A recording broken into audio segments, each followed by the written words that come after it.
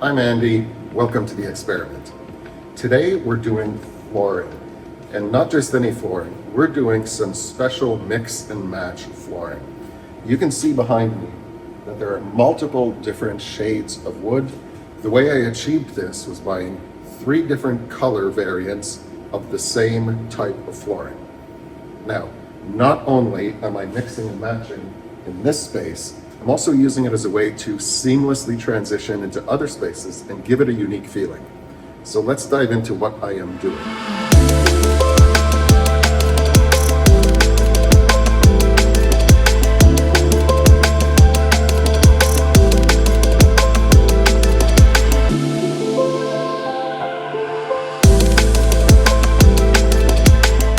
The flooring I'm installing is SPC luxury vinyl plank. SPC LVP, okay? SPC stands for stone plastic composite. It means it's basically a combination of plastic and stone, so it's super durable. And the LVP stands for luxury vinyl plank. And that's just a fancy marketing term to say it's vinyl flooring. There are different thicknesses you can choose from, but the most important factor is the print. That's something that a lot of people don't realize. Luxury vinyl plank and laminate is created by printing a design onto a piece of material. And because this flooring is relatively cheap, it means they don't have 100 different patterns. They have probably 5 of them. So if you were to use the same color of flooring across a space this large, your eye would start to notice the pattern.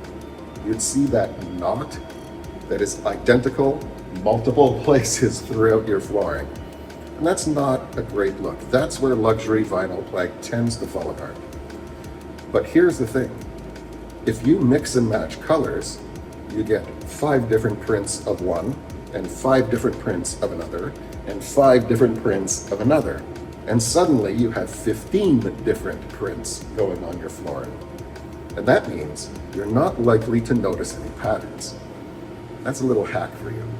Installing vinyl plank is actually surprisingly easy. All the boards just click into each other, and you may need a mallet to kind of knock them into place every now and then, but for the most part, it assembles incredibly well. Where it gets a little more tricky is in doorways and recessed nooks that you have to build backwards into.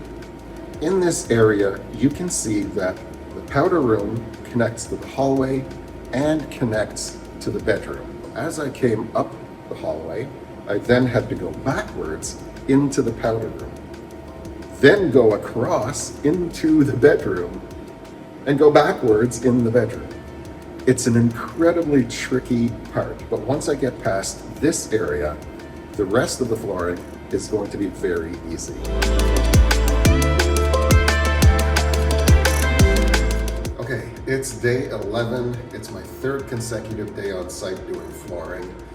I don't think I'm going to get much done today. I somehow really messed up my pinky, well, my knuckle, in fact, which means I can't bend my finger, and this is my dominant hand. So I'm in a lot of pain. My hand is messed up. It is what it is. I'm going to do my best, and we'll see what I can accomplish.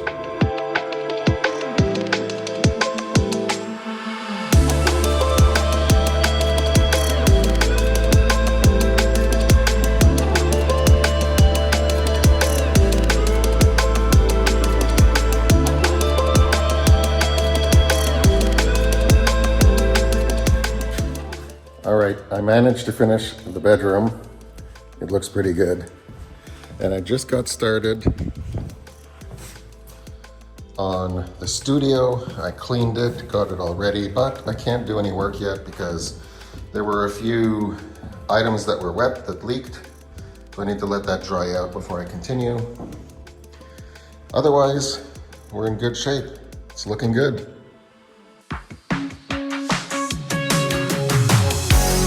It is day 13. I'm losing track of the days. I think it's day 13. I'm on site today with MC. We just got a delivery. Look at that.